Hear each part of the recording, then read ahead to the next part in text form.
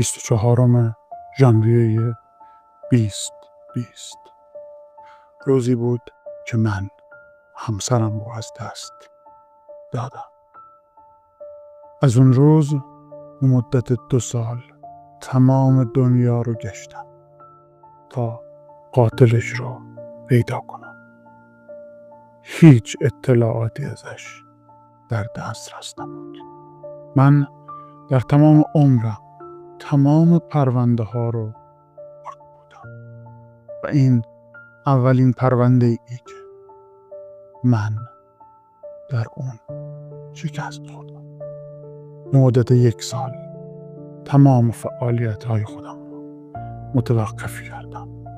از شغلم استعفا دادم و به کنج خونه رفتم.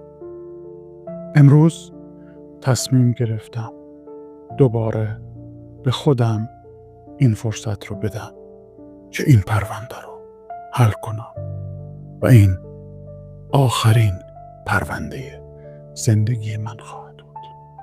در 26 قسمت آینده قرار پرونده های مختلفی از گوش و کنار دنیا رو حل کنم تا نهایتاً به جواب بزرگتری معمای زندگی برسم و میخوام شما در این ماجراجویی همراه من باشید.